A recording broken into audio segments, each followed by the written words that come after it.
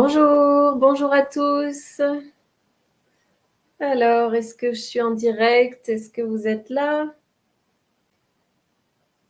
Comment ça va aujourd'hui? Est-ce que vous m'entendez bien? Je vais remettre le chat. Hop, faites-moi un petit coucou, un bonjour. Je ne suis pas encore en direct. Ah si, ça y est. Je crois que c'est bon. Il me semble. Oui, super. Hello, bonjour. Bonjour à tous. Je vous ai mis un petit commentaire sur le groupe pour pouvoir savoir comment accepter que StreamYard me montre vos noms. Donc c'est tout simple, hein, cliquez sur le lien juste au-dessus de la vidéo et puis accepter sur la page qui va s'ouvrir, accepter le bas. Et donc, ça me permettra de voir vos noms. Donc là, Hello Sandrine, parfait. Yes, bonjour Sandrine. Alors, c'est Nadine. Donc, Nadine, à chaque fois, se présente. Bonjour Nadine. Mais les deux autres commentaires d'avant, je ne peux pas savoir qui c'est, mais je vous dis un grand bonjour. Je vous souhaite la bienvenue aujourd'hui. Vous m'entendez bien, a priori. Vous me voyez bien. J'ai changé d'espace. Et me voilà dans mon cabinet de travail. J'espère que vous me voyez bien. Enfin bon. Ça m'a fait rire parce qu'au début, je m'étais installée devant ce tableau et puis ça me faisait une auréole. Alors, je me suis dit non, quand même, c'est un peu too much. Elodie, bonjour Elodie. Alors, aujourd'hui, déjà, comment allez-vous? Comment vous sentez-vous ce matin, ce midi plutôt? Comment vous avez passé votre journée? Très beau ce tableau, merci, merci beaucoup. Je ne sais pas qui me donne ce beau compliment, mais c'est bien gentil. Est-ce que vous avez pris soin de vous hier? Qu'avez-vous fait pour vous-même, pour vous faire vibrer du bonheur et du plaisir et du bien-être? Bon, dites-moi ça en partage. Ça me fait vraiment du bien. Je sais pas, ça me donne plus la sensation que je suis dans un échange quand je vous lis. Donc, n'hésitez pas. Sachez que ça tombe à point nommé pour moi. Voilà. Alors aujourd'hui, je vais vous parler des croyances limitantes. Et puis, je vais vous dévoiler aussi le programme des 4 prochains jours parce que pour une fois, je l'ai fabriqué d'avance et sauf si la vie se met là-dedans, mais normalement, ce sera un programme de 4 jours assez intense et assez passionnant. Donc, je me réjouis de vous en parler. Donc, ces croyances limitantes. Alors hier, comme on a parlé de la persona et de ce qu'on croit devoir montrer de soi pour être aimable et pour ne pas être rejeté, je trouvais que ça continuait bien ce travail-là d'aller visiter les croyances. Alors les croyances, on en parle beaucoup. Donc en général, on sait ce que c'est. C'est une forme de pensée qu'on a sur quelque chose. Alors, là, je vais différencier les croyances extérieures des croyances intérieures et on va plutôt travailler sur les croyances intérieures aujourd'hui. En tout cas, les croyances extérieures, c'est tout ce qu'on pense sur le monde, tout ce qu'on pense sur la vie, sur les autres, sur ce qu'il devrait être, pas être, sur ce que la vie devrait être, pas être, sur ce que le monde est, ce qu'il est agréable, désagréable, sécurisant, non sécurisant. Tout ça, c'est une matrice de croyances. Ça peut être aussi l'argent, le travail, la position de l'homme, la position de la femme dans cette société, qu'est-ce qu'on a le droit de faire, qu'est-ce qu'on n'a pas le droit de faire, le bien, le mal, on en a parlé dans une autre vidéo. Donc, en fait, c'est toute cette matrice, un peu comme moi je vois ça vraiment comme une membrane un peu laiteuse et un peu souple quand même, parce on peut parfois pousser un peu ses croyances et avoir une expérience qui nous dit ah ben non, finalement, je peux gagner un peu plus d'argent que ce que je croyais, ou bien ah ben non, finalement, les gens sont pas aussi méchants que ce que je croyais, ou bien ils sont pas aussi gentils que ce que je croyais. Vous voyez, on est dans une membrane qui nous est donnée, je pense, par nos expériences d'enfants, par le contexte de société dans lequel on arrive sur Terre, comme je l'ai déjà dit hier, par l'éducation, par en fait, tout ce qui était déjà là quand on arrive. Voilà. Par exemple, un truc tout simple, c'est pas du tout pareil pour un enfant qui arrive et qui est enfant unique et qui a ses 2 parents pour lui.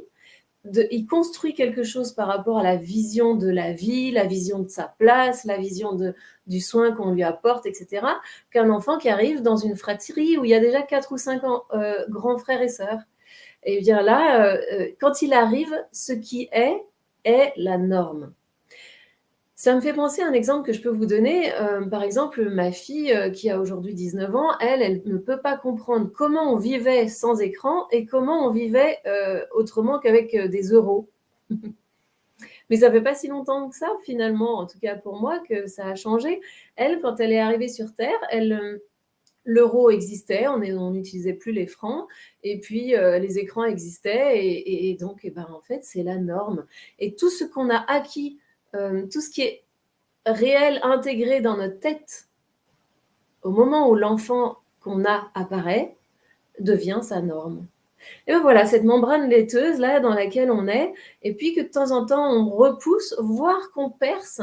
Et ça peut être cette sensation que je vous décrivais dans un autre live, ou la sensation d'accoucher, ou comme si on sent qu'il y a quelque chose derrière, mais on ne voit pas très bien. On est dans une sorte de passage où on est en train de s'extraire d'une matrice de croyance. Voilà. Or, une matrice de croyance, on va toujours essayer de vérifier qu'elle est bien là, parce que comme elle est connue, elle est sécurisante. Bon, alors, prenons un petit exemple. Dans la vie d'un enfant, dans la vie d'un adulte, je vais commencer comme ça, dans la vie d'un adulte, le fait d'explorer l'inconnu peut être vécu tout à fait différemment selon ses croyances. Ses croyances peuvent être positive sur le fait d'explorer, parce que quand il était petit, c'est très naturel chez un enfant. Explorer, c'est tout le temps. C'est avec la bouche, c'est avec les yeux, c'est avec les mains, c'est avec les jambes. C'est tout le temps en train d'explorer. C'est comme ça qu'il crée ses connexions neuronales. Or, s'il se retrouve avec des parents qui laissent cette exploration se faire, voire qui encouragent cette exploration, va voir, et si ça ne va pas, reviens, je t'aide, ou je suis là pour toi. Ou alors, s'il est avec des parents qui sont plutôt anxieux, qu'il se passe quelque chose, qui se blessent, qui se coupent, et qui sont toujours en train de sécuriser tout, fais attention, fais pas ça, c'est pas comme ça. Voire des parents qui vont le gronder parce qu'il a, je sais pas, ouvert un paquet pour voir ce qu'il y avait dedans, explorer en fait son environnement, et il s'est fait rabrouer à ce moment-là. Eh bien, il va faire des expériences, soit plaisir, soit douleur, en fonction de ce qu'on va lui proposer. Et de là, il va en déduire quelque chose. Une croyance sur le monde ou une croyance sur lui-même. Ou les deux. Une croyance sur le monde parce que, je sais pas, il est en train d'explorer, puis tout d'un coup, il se prend une tape sur le museau. Ben, il va se dire, quand j'explore, j'ai mal. Vous voyez le raccourci qui s'inscrit là dans notre... c'est vraiment dans une partie archaïque du cerveau, et qui n'a pas beaucoup de capacité d'élaboration de la pensée ou de l'expérience. Donc, il va juste dire, ça fait du mal ou ça fait du bien. Et bien, si ça fait du mal, j'explore, ça me fait mal, j'arrête d'explorer. Ou quand j'explore, j'ai vachement peur. Ou alors, il peut en déduire une croyance sur lui-même. Par exemple, je te l'avais dit, t'avais qu'à pas faire ça, maintenant tu t'es coupé, c'est bien fait pour toi, je te confisque ton jouet, et voilà. Et le sous-titre ou l'énergie que l'enfant reçoit à ce moment-là, c'est en gros, tu devais pas faire ce que tu as fait, et ce que tu as fait, c'est mal, et tu es quelqu'un de mauvais. J'y vais fort, mais quand on cherche, quand on va le plus profondément possible en thérapie là-dessus, on tombe sur « je suis mauvais », qui est très puissant à toucher et à libérer, vous imaginez? Donc l'enfant, il va déduire des croyances sur lui. Je ne suis pas quelqu'un de bien, je ne fais pas les choses bien, je suis nul, j'y arrive pas, etc. Et en fait, c'est ça que je vais vous proposer d'explorer aujourd'hui, justement, puisqu'on parle d'exploration. Allons explorer cette histoire. Donc, vous voyez sur un thème qui est l'exploration, mais ça peut être tout ce que je vais vous dire là en suivant. Eh bien, on peut avoir des croyances de préservation, des croyances de protection. Je crois que toute croyance est faite, et c'est une croyance, pour nous protéger de quelque chose qui n'a pas été agréable à vivre, pour ne pas que ça recommence. Voilà, tout simplement. Bonjour et bienvenue à tous ceux qui arrivent. Je vois que ça augmente, donc je vous dis bienvenue. Présentez-vous, faites-moi un petit coucou si vous avez envie. Et donc aujourd'hui, on parle des croyances limitantes. Et là, je vais vous lister les 12 croyances limitantes qu'on peut voir dans un thème natal, par exemple en astrologie. Et je vous encourage à me donner des infos ou des feedbacks par le chat, si ça vous parle, si ça fait des liens, si vous avez des exemples, et comme ça, je vais pouvoir aussi rebondir dessus et pourquoi pas vous donner des pistes. En tout cas, participez si vous en avez envie, ça peut vraiment nourrir ce que je suis en train de vous dire. Alors, la première croyance je vais les mettre dans l'ordre des signes du zodiaque. La première croyance, c'est « je n'ai pas de place ». Pour quelle raison un enfant peut arriver et penser ça? Eh bien parce que, par exemple, il y a une grande fratrie et il n'y a pas de place pour lui, les parents sont très occupés, il n'y a pas de place pour lui, ou chaque fois qu'il prend sa place, il se fait rabrouer et puis du coup, il trouve que c'est désagréable. En tout cas, il en déduit une croyance « je n'ai pas de place ». Est-ce que ça vous parle, par exemple? Alors, ça va être toujours des difficultés quand on croit ça, parce que franchement, c'est une croyance. Hein. Si chacun de nous, chacun de vous qui m'écoutez, et moi dedans, on a une place, puisqu'on est là. Personne ne pourra jamais se mettre dans mes yeux, parce que la place est prise, c'est la mienne. Donc, c'est une croyance que je vais avoir. Et cette croyance-là, elle va générer des comportements prudents après, ou plutôt le contraire, c'est-à-dire comment je vais vous expliquer ça? Selon cette croyance, on va décider soit de reculer, et donc on va arrêter de prendre sa place, soit on va décider de ne plus jamais sentir ça, et donc d'avancer trop, et on va prendre tout le temps beaucoup sa place pour ne pas devoir se poser la question « est-ce que j'en ai, est-ce que j'en ai pas ?» Est-ce que c'est clair, ça, ce que je raconte pour vous? Je me pose la question. Donc voilà, première croyance, je n'ai pas de place. Qu'est-ce qui va se passer? Je vais toujours confondre prendre ma place. Ça va toujours être une question. Est-ce que je peux? Est-ce que je dois? Est-ce que je peux pas? Est-ce que j'en prends trop? Est-ce que j'en prends pas assez?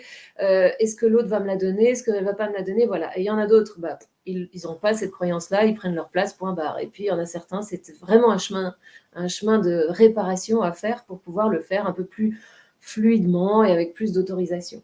La deuxième croyance, c'est « je n'ai pas le droit de jouir de ce que j'ai, de ce que je possède ».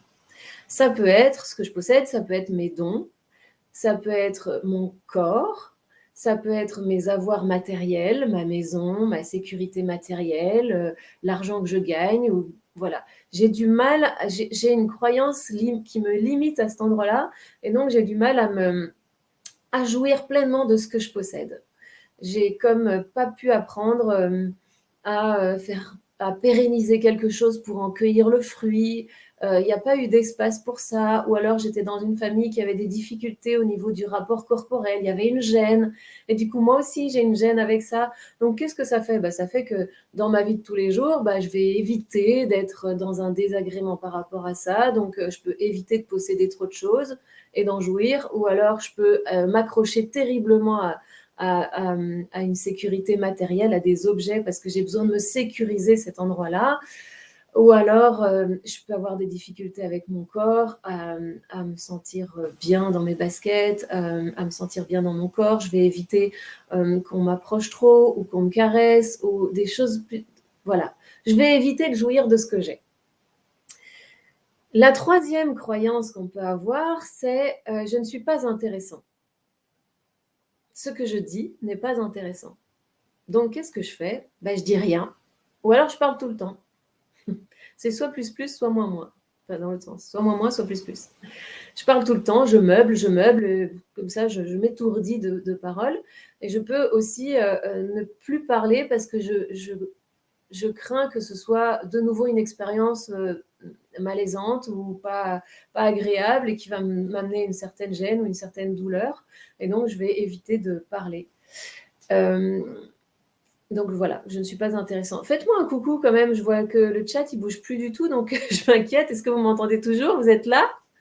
Je sais qu'il y a un petit décalage entre ce que je vais dire, donc je vais quand même continuer. Mais ça me ferait plaisir d'avoir une réaction pour voir si ça vous parle, si vous vous reconnaissez peut-être dans une de ces 3 croyances. La 4e est une croyance très archaïque. C'est « je ne suis pas sûre ». Oui, je suis là. Ah super, je sais pas qui c'est, mais tu es là, c'est génial. Vous êtes là, j'hésite toujours entre le vous et le tu. Parfait, merci pour le petit. Oui, Sandrine. Bonjour Harmonie. Et bonjour Harmonie. D'ailleurs, je voulais te dire quelque chose pour pouvoir partager les vidéos. Il faut se mettre sur le déroulé du groupe. Et lorsque tu es là-dessus, tu peux envoyer seulement. Parce que comme c'est un groupe privé, les gens ne peuvent pas entrer comme ça. Il faut juste qu'ils demandent l'entrée. Donc, soit tu peux inviter dans le groupe, soit tu peux l'envoyer par message, par Messenger, en fait. Et là, ils peuvent voir la vidéo. Mais c'est les 2 seules possibilités. Merci Nadine, super pour vos réactions. Donc, j'en étais où? La 4e, c'est « je ne suis pas en sécurité émotionnelle ».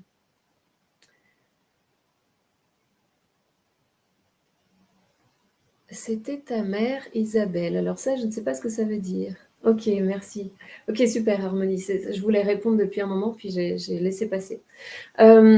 La sécurité émotionnelle, c'est a priori une mauvaise expérience avec l'accueil de nous tout petits bébés.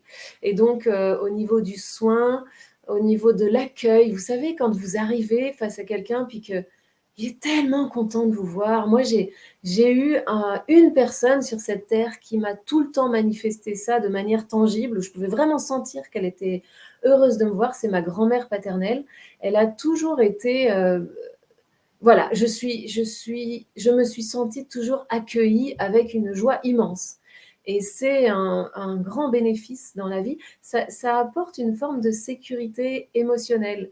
Si on a une croyance qu'on n'est pas digne de ça, on va avoir tendance à pas trop se confier, ou alors on va attendre d'être enfin accueilli, reçu, bienvenu, entendu, écouté, pris dans les bras, choyé. C'est vraiment une histoire de, vous savez, comme quand on est dans le ventre de sa mère, tout est bon, tout est bien, tout arrive au bon moment. Et bien ça, c'est pas installé correctement. Et du coup, on se retrouve avec une croyance qu'on a un truc qui cloche et qu'on ne peut pas être en sécurité émotionnelle. Je trouve assez touchant et assez poignant cette insécurité-là. Si ça vous parle, faites-moi, voilà, est-ce que c'est la première, la deuxième, la troisième, la quatrième de ces croyances qui vous parlent? La 5e est aussi très mordante. C'est une croyance qu'on n'est pas aimable, qu'on n'est pas assez bien pour être aimé, qu'on n'est pas... c'est pas une histoire de capacité, c'est une histoire d'être. On n'est pas digne d'être aimé pour qui on est, sans avoir rien à faire, juste comme ça. Je suis assez pour être aimé. Et quand on touche à ça, la croyance qu'on n'est pas digne d'amour, eh bien, on va avoir tout le temps soif d'amour, ça c'est sûr, et en même temps incapacité de savoir où le ranger, comme je racontais dans une autre vidéo. Donc, quand on reçoit l'amour, on va trouver ça louche. On va se dire que ça ne va pas durer, on va se dire que la personne en face n'a pas bien regardé. On va avoir la sensation de cacher quelque chose de moche à l'intérieur de nous. On va avoir du mal à créer. On peut même avoir du mal à concevoir des enfants parce que c'est tellement une création incroyable qu'on ne se sent pas digne de toucher à ça, de créer ça. Et est-ce que je vous parle de ça? Oui, allez, je vais vous confier ça. Quand j'ai fabriqué ma fille, quand elle était dans mon ventre, en fait, j'avais très peur d'une seule chose, c'est qu'elle ne m'aime pas. Ce qui est complètement ahurissant, improbable, impossible. C'est biologiquement, à mon avis, impossible. Tant qu'on ne me prouve pas le contraire, c'est ce que je crois en tout cas. Et ça venait vraiment travailler sur cette blessure-là chez moi, je suis en train de créer quelqu'un de tellement magnifique, est-ce qu'il va m'aimer? Vous voyez un peu ce que ça peut faire comme sensation? Ok, alors la 6e des croyances que je vous énumère aujourd'hui, c'est la sensation de ne pas être grand-chose. La sensation d'être quantité négligeable, d'être rien, voire moins que rien, d'être nul. d'être pas adéquat, de toujours rater le truc, de pas être assez fin, assez presque intelligent comme ça. Voilà, c'est une croyance d'être moindre. Et donc, quand on porte cette croyance-là, qui est une croyance, je me répète de nouveau, eh bien, on va se retrouver à fabriquer une réalité où on n'ose pas, on n'ose pas se mettre en avant, on n'ose rien faire, on peut aussi devenir très humiliant pour l'autre ou réduisant l'autre parce qu'on se sent tellement petit qu'on ne supporte pas que l'autre se sente grand ou se sente quelqu'un ou important. On se sent complètement insignifiant. Et j'avais une cliente qui m'avait dit il y a des années, j'adore cette phrase, je l'ai toujours gardée et je la redis souvent. Elle se reconnaîtra si elle voit cette vidéo et je sais qu'elle la regardera. Donc je lui fais un petit coucou et encore un merci pour cette phrase. Elle m'a dit pourquoi te rends-tu si grand? Tu n'es pas si petit. Et je trouve que c'est la phrase totalement efficace pour cette croyance-là. La 6e croyance, c'est quand on essaye de se grandir, eh bien, en fait, c'est qu'on compense peut-être une sensation d'être très petit. Ou alors, on peut rapetisser les autres parce qu'on se sent si petit. Vous voyez, c'est une histoire de sensation, oui, de valeur. Bon, la 7e croyance, c'est la croyance de l'agréabilité. C'est croire qu'on n'est pas agréable pour l'autre, qu'on n'est pas assez bien, qu'avec nous, il ne va pas passer des bons moments, qu'il ne va pas avoir envie de venir nous voir ou de passer du temps, qu'on n'est pas assez sympathique, notre capital sympathie, il est en berne, voilà, où on peut, quand on doit plaire, mais je parle vraiment de plaire au niveau, pas forcément attirer, être attirante, c'est plaire à la boulangère, plaire à qui que ce soit, et qu'on a une blessure ou une croyance limitante à cet endroit-là, eh ben, on va se comporter comme quelqu'un qui n'est pas plaisant, justement, c'est-à-dire on peut ne pas sourire, ou alors on va en faire des tonnes pour être plaisant, donc on va tout le temps rendre service, on va tout le temps s'occuper de l'autre pour compenser cette croyance. En fait, on n'est jamais à l'aise, on n'est jamais habile dans toutes les croyances, hein. On n'est jamais habile avec le thème de la croyance, et du coup, on est soit en train d'en faire trop, soit en train d'en faire pas assez, soit en train de lâcher l'affaire, vous voyez. Donc voilà, ça c'est plutôt le côté sympathique de notre personne auquel on ne croit pas.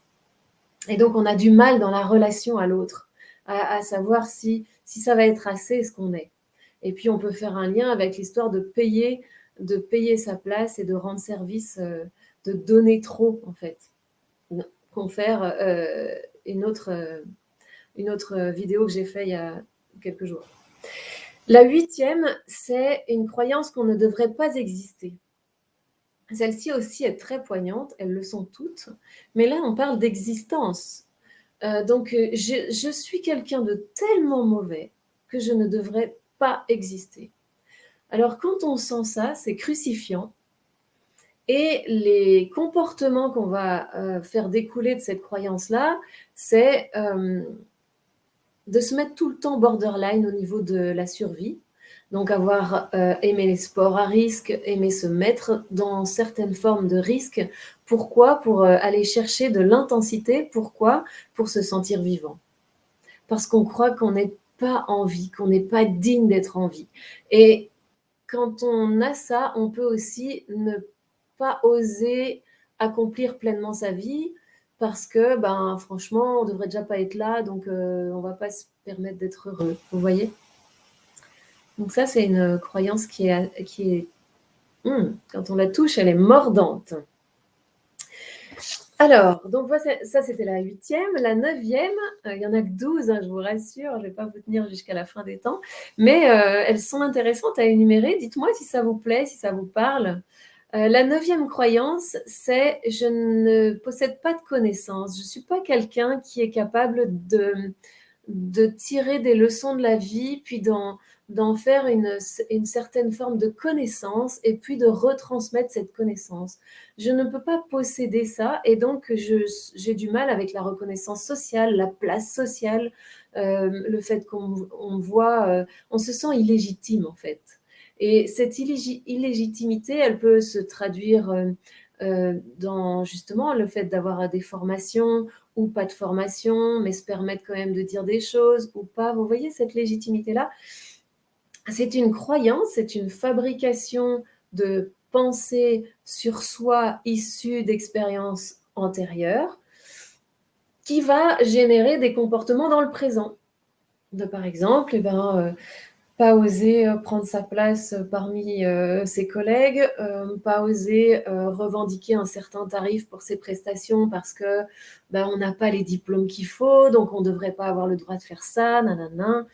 Peut-être que certains se reconnaissent là-dedans. Voilà, c'est une croyance, ça n'est pas vrai, c'est juste une expérience, une mémoire d'expérience qui a donné ça. Mais ce qui devient vrai, c'est ce qu'on en fait comme comportement aujourd'hui dans le présent. Si on ne se permet pas de prendre sa place socialement et de faire briller toute l'expérience personnelle qu'on a, même si on n'a pas le diplôme X ou Y qu'il faudrait, eh bien, ça donne quand même une réalité en 2021 ou 2022, une réalité présente qui est concrète, mais basée sur des décisions anciennes qui ne sont peut-être pas vraies. Ok. 10e croyance que je veux vous présenter, c'est la sensation de ne pas être à la hauteur et de ne pas être capable. La sensation de ne pas être à la hauteur donne le fait qu'on ne va pas oser laisser faire une grande carrière, par exemple, laisser sa trace sur la planète, construire quelque chose de solide. C'est une histoire de valeur, de capacité. Donc on croit qu'on n'est pas capable. Et donc on n'accomplit pas. Ou alors on va accomplir parce qu'on pense que c'est faisable si c'est dur et que c'est laborieux. Et donc, on a un juge intérieur qui est très, très, très, très vigilant, tout le temps à dire ce qui manque, ce qui ne va pas. Pardon, ça c'est plutôt la 6. C'est plutôt un juge qui va dire, mais tu dois faire plus. Il s'auto-drive beaucoup. Et d'ailleurs, il ne supporte pas quand on lui dit ce qu'il faut faire. Parce que déjà que lui, il se met la barre bien comme il faut, bien cadré, bien au niveau de la rentabilité, de la valeur de ce qu'il va donner.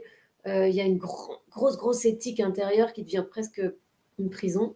Et donc, tout ça est basé sur une sensation de ne pas être à la hauteur. Donc, c'est toujours pareil. Soit il fait rien parce qu'il ne se sent pas à la hauteur, soit il en fait 2 fois plus, 4 fois plus. Parce qu'alors, avec une croyance comme celle-ci, on en fait beaucoup, beaucoup, beaucoup plus. On ne s'arrête jamais de travailler. Je ne sais pas si ça vous parle, mais c'est... Voilà, ça c'est la 10e. La 11e, c'est la croyance que on est trop différent des autres et que personne ne nous comprend.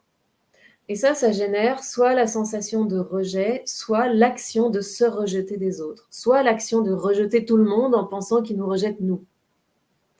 La sensation d'être différent, qu'il y a un truc pas adéquat à l'intérieur de nous, qui est une croyance donc, eh bien, parce qu'en fait, en chacun de nous, il y a bien quelque chose qui n'est pas adéquat, ou bien le fait de ne pas être adéquat est tellement commun que c'est dans la norme, donc ce n'est pas une différence, on a chacun nos différences, donc c'est assez normal d'être différent, mais là, la personne, elle va vraiment construire une forme de honte d'avoir cette différence et générer des comportements qui vont créer cette différence dans la réalité d'aujourd'hui. En dessous de chaque croyance, si on creuse, il y a de toute façon une honte. Une croyance sur soi cache une honte de soi. Et la croyance sur soi va générer des comportements qui sont aujourd'hui en train de fabriquer, co-créer notre réalité. Je vous dis un peu la conclusion avant la 12e, donc c'est un peu bizarre, mais bon. La 12e croyance, c'est la sensation de ne pas être relié à plus grand que soi, de ne pas être digne d'être connecté, de ne pas être en capacité d'être intuitif, d'être perceptif, d'avoir des antennes, d'avoir le cœur qui s'ouvre. Il y a quelque chose comme ça qui n'est pas facile. C'est la plus difficile pour moi à expliquer. Et voilà, ça va générer soit qu'on se mette dans sa bulle, parce que de toute façon, on a besoin de ça pour se reculer, se protéger.